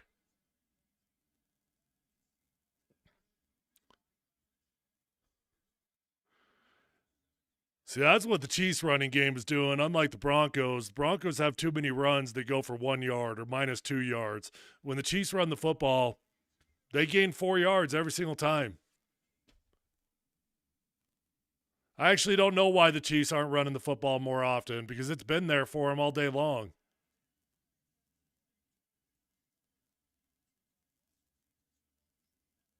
There's Travis Kelce again. Don't let him heat up. The Broncos have been good against tight ends all year long. They were great against Jake Ferguson. They're great against Brock Bowers. Kelce's so good at identifying the soft spot and zone coverage. There's nobody better in the league than identifying coverages. Wow.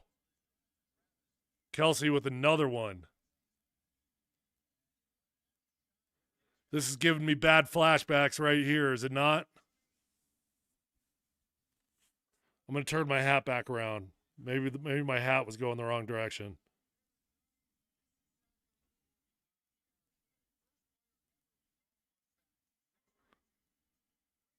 I'm keeping an eye on that Seahawks-Rams game. Two best teams in the NFL, in my opinion.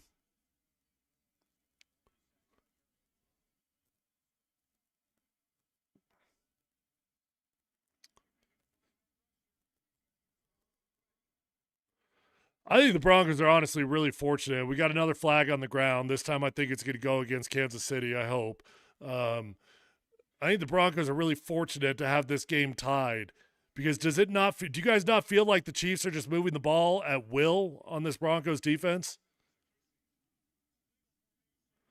Yeah, and it is going to go against Kansas City. They get the illegal formation. You got to be covered up.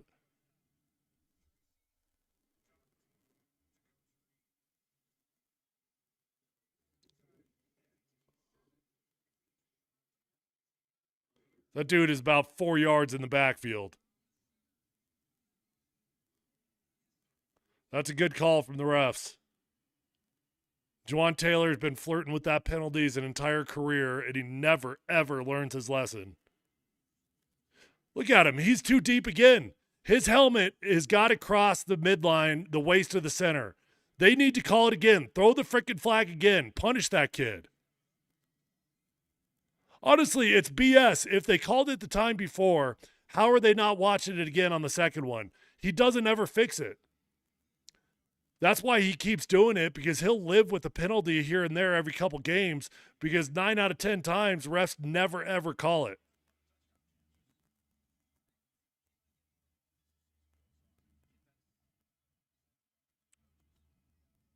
You have to have the brim of your hat at least cross your center's waist. A lot of times you don't. That one's relatively close this time.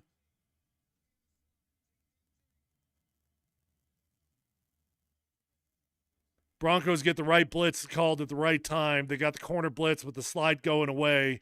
Mahomes has got no blockers over there on the right side of the field.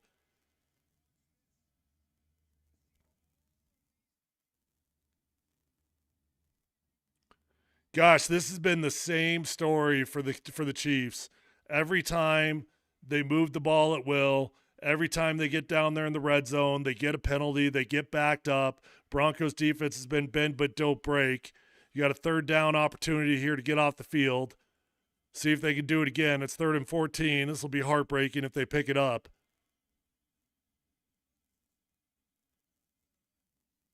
No. Stop it. Let's go. Is this going to be another illegal contact, another pass interference, out another interception? All right, good. Romo saying it's a block in the back after the fact. So Broncos defense again gets big in the lower red zone after allowing a lot of yardage, after allowing the Chiefs to move at will.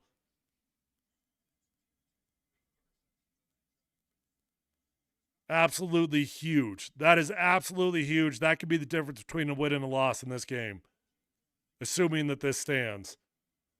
I don't like how long they're discussing it, though.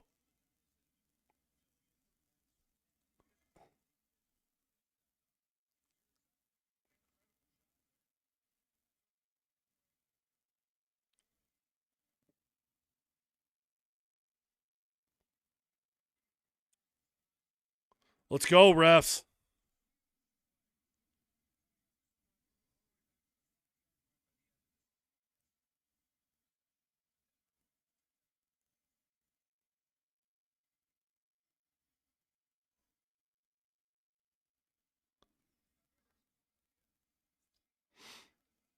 What the hell are they talking about?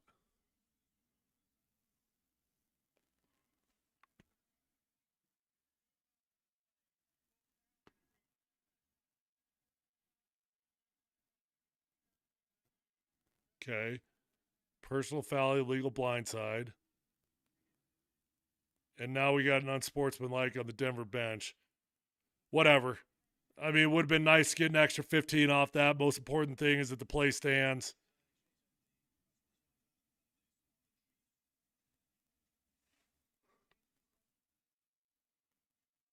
Wait, did they change it against the Chiefs? So are we going to actually get the 15? I turned away there at the last second.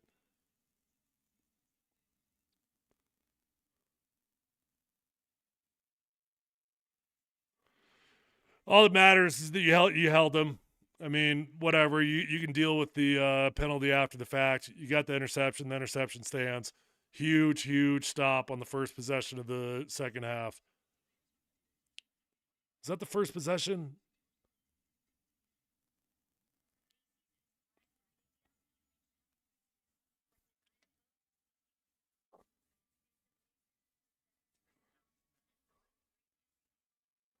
Apologize for all the shameless plugs here, but again, I just want to remind you guys, if you're watching on X, which I know there's over 800 of you watching on X right now, far majority of you, take 2 seconds out of your day, hit that link in my bio on X, go on over to YouTube and hit subscribe. Helps me grow my channel, and it makes sure that you're not going to miss out on any of my content moving forward. I'd certainly be grateful if you could take a few seconds out of your day and go over there and hit subscribe. I'll have the all 22 put out within 24 hours. At least the first half, second half out within 48 hours. I love the all 22. It really gives me a chance to teach you guys about ball. Do I agree these refs haven't called the correct flag today? Well, they've called some BS ones on both. West says offense needs to man up and own the line of scrimmage. Let's get a good drive going. Yeah, I mean, I knew the Broncos were going to struggle running the football without what's his name? RJ Dobbins? J.K. Dobbins. I'm merging the two, RJ Harvey and J.K. Dobbins. Without J.K. Dobbins, I knew that they were going to struggle running the football. I did not expect it to be this bad, though. They're not even attempting to run the football.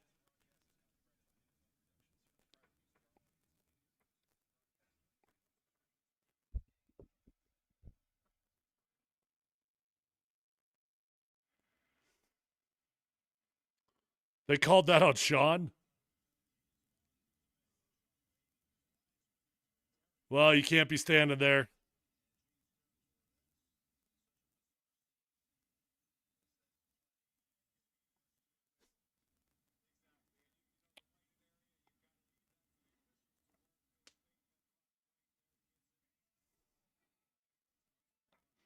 Time of possession is the Chiefs' friend.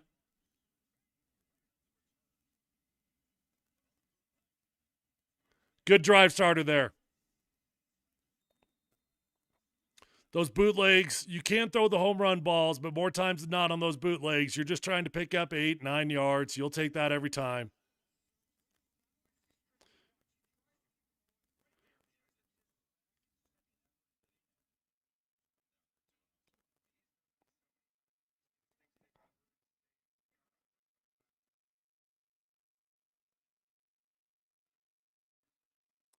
Weird deal going on with Quinn Miners this year. I don't know if you guys have been following it, but Quinn's been battling a mysterious illness for 5 or 6 weeks now. Team doesn't exactly know what's going on with him.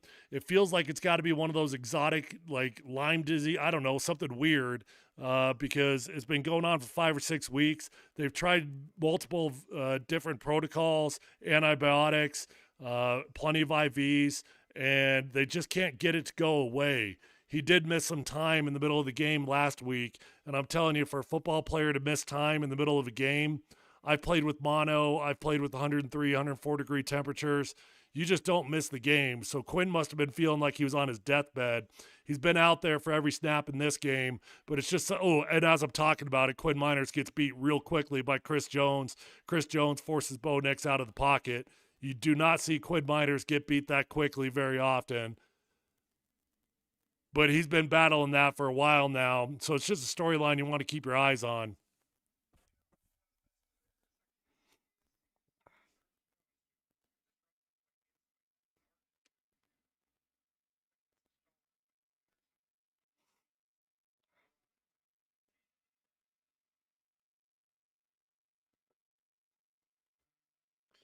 Broncos run a lot of them. I mean, there's no question.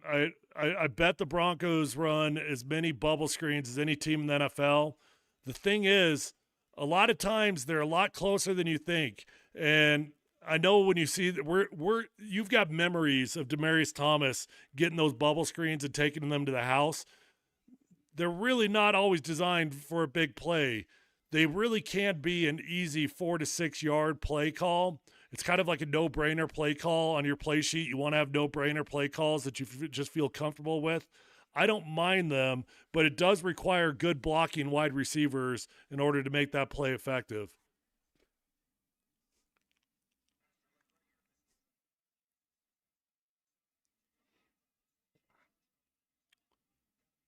Finally, Bo Nix and Troy Franklin connect on a deep ball. What do you know? It can be done. The petition is over. I can stop standing outside of Safeway. The two Oregon Duck teammates finally connect. They said it couldn't be done.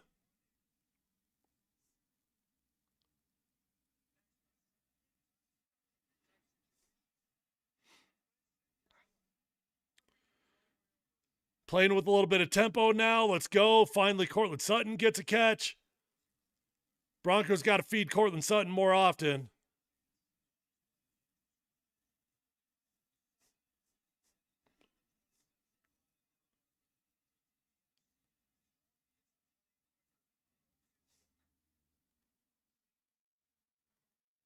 I like the change of pace. I don't necessarily like playing in no huddle mode, but I like a change of pace when you just stay on the ball after a big gain, run an extra play here on the ball, huddle up on the next one.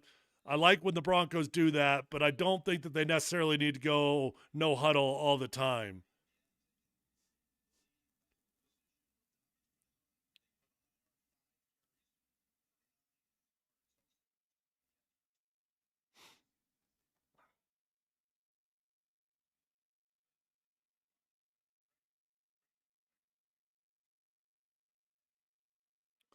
Sean's going to give up on the run entirely.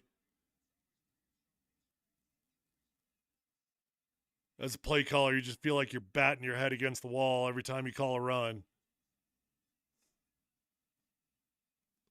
I don't even necessarily blame him. RJ Harvey, although has not been great out of the backfield as a running back, he has been very effective as a wide receiver out of the backfield.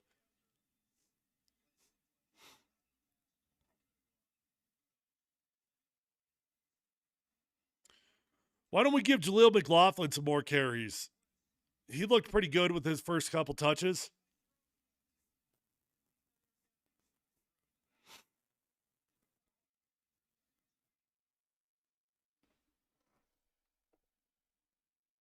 There we go again. RJ Harvey out of the backfield. Nice catch. Nice little shifty move there. Misses, breaks one tackle, gains an extra 5 or 6 yards. Broncos offense is clicking.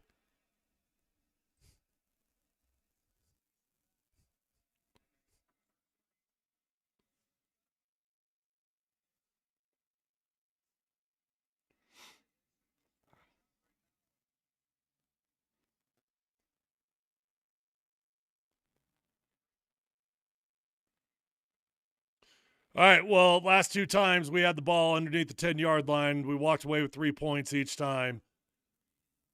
Can't do it again. You're not going to beat the Chiefs with field goals. Nice run. Okay, I asked for it. They brought him in the game. They handed the ball off to him, and another good-looking run. That's a good point, J-Ram. Not only is it a good-looking drive, but they're eating up clock. They're keeping their defense fresh. They're beating the Chiefs at their own game right now.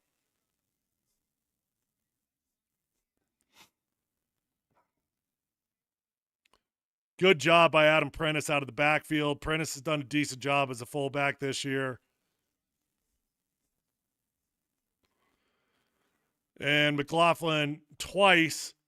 They put McLaughlin in the game. They get the ball to him 2 times in a row. This time he ends up with a touchdown. That's a great run from a small back. Jaleel McLaughlin just refusing to go down. Absolute mob of defenders in there on Jaleel McLaughlin. Shout out to the offensive line for the Broncos there. They kept that going. Shout out for Jaleel McLaughlin for keeping his feet running on that one. I'm telling you, I don't know why they haven't been playing Jaleel McLaughlin all year long. I've been a big fan of his since he got here.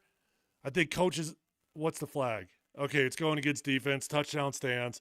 I think coaches overthink things all too often, and they just look at Jaleel and they're like, that doesn't look like a prototypical running back. He's not going to last in the NFL. Well, every time Jaleel McLaughlin plays football, he seems to be pretty good at it to me.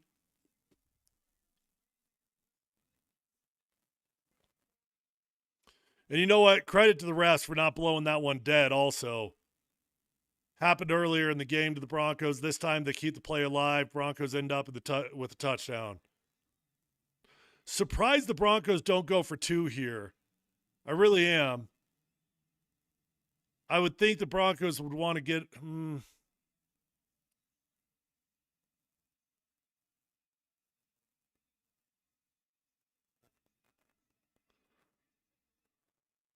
I guess they still got the 7 points. Mount Polumbus isn't very good at math. More McLaughlin, less of Tyler Bidet. Well, Tyler Bidet doesn't have a touch in this game. You're right, though. I agree with that. For whatever reason, all season long, Jaleel McLaughlin has been a healthy scratch. Of your 53-man roster, you can only dress 46 of them on game day. So that means 7 guys can't put pads on game day.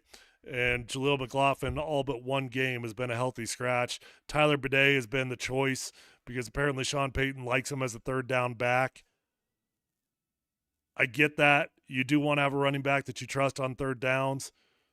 But now with J.K. Dobbins out, you got to give Jaleel McLaughlin more touches.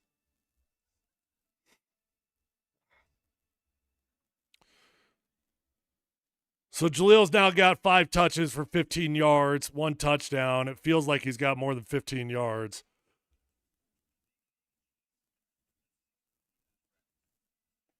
I agree. When was the last time Tyler Bidet did anything when he touched the football?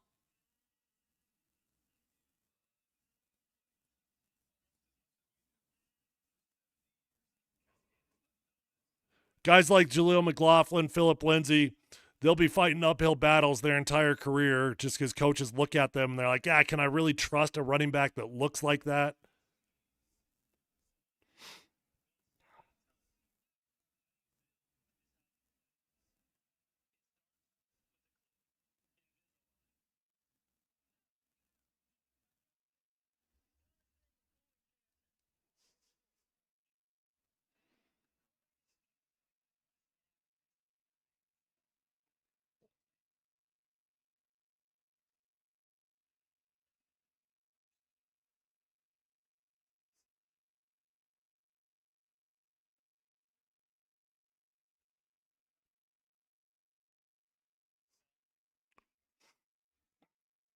Yeah, Phil was a fun running back. No question.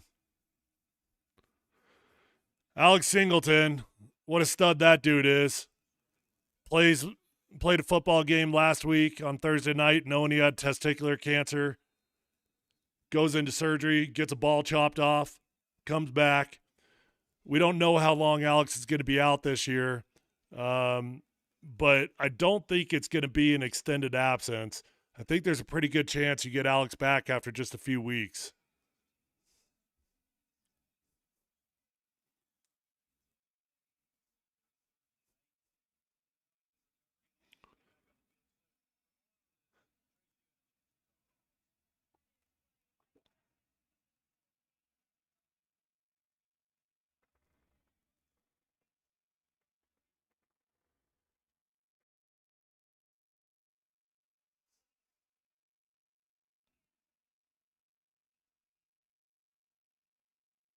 All right, Mahomes a little bit off on that one. Misses Worthy, tries to go with the back shoulder throw, but he throws it 2 or 3 yards behind.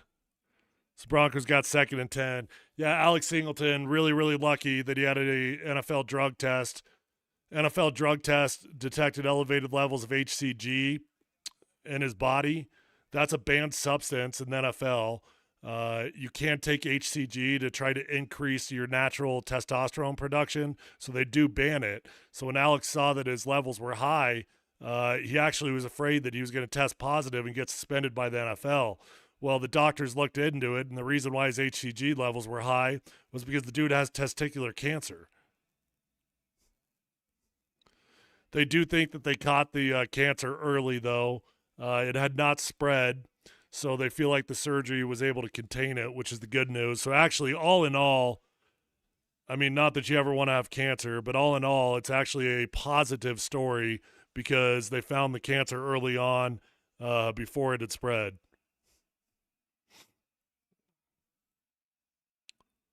Boy, this would be huge. The Broncos get off the field here. Force a 3 and out. Where's Kelsey? Left-hand side of the screen. Wow. Well, that hurts. Dang. Thornton of all dudes. Thornton's got some speed on him too now. First real deep ball that Mahomes is connected on in this game.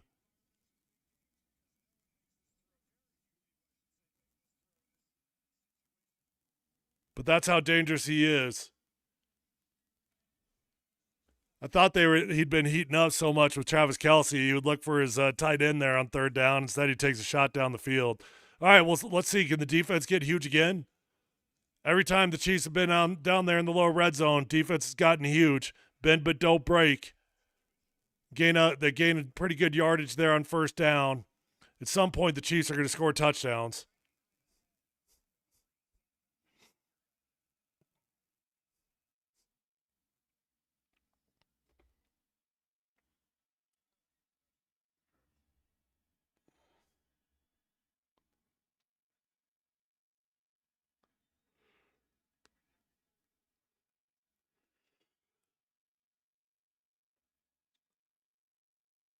And there it is.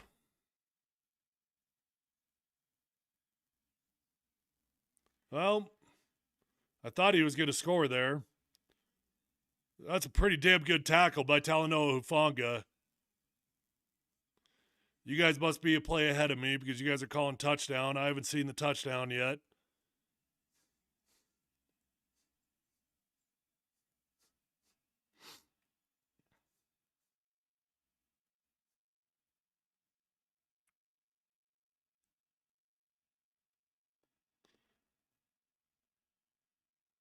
It's a short 3rd and 1. The Chiefs would be in 2-down territory anyways, but they don't need it.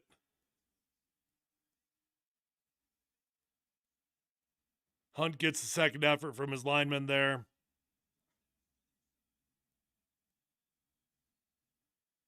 I don't know. Was that a touchdown? Did he get in there? I mean, all scoring plays are reviewed. They see that one. I think they should have called dead.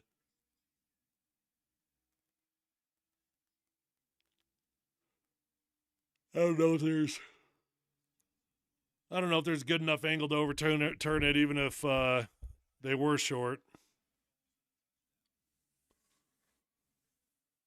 Lots of back and forth. It does feel like a playoff game. I agree.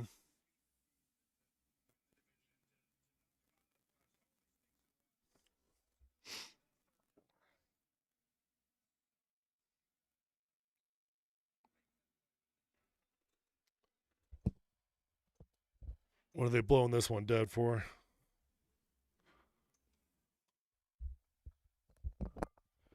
All right, listen. I appreciate you guys hanging out here on Mount Polumbus Speaks. Again, one last shameless plug here to get you guys to sign up for my my YouTube channel. If you're watching on X, hit that link in my bio, go on over to YouTube and hit subscribe. I will have the all 22 coaches film out within 24 hours for sure of the first half, second half within 48 hours. I usually break down the Broncos offense because I love offensive football and I love teaching you guys the X's and O's. So if you don't want to miss that, make sure you're subscribed to my YouTube channel as that's where it will come out. I am going to take the rest of this game and watch it from my couch. But I appreciate you guys hanging out with me. Shout out to Safeway, title sponsor, Mount Polumbus Speaks. And I'm super grateful to all you guys that are hanging out with me. Look, Broncos got a tie football game going on. You'll take it. Got to finish strong. Need the offense to get a little bit lucky here and sustain another drive like they did last time. If they can do that, you'll have a fighting chance. But I am nervous about this one based off the amount of red zone missed opportunities early on. Appreciate you guys. I will be back with you within 24 hours for the All-22 Coaches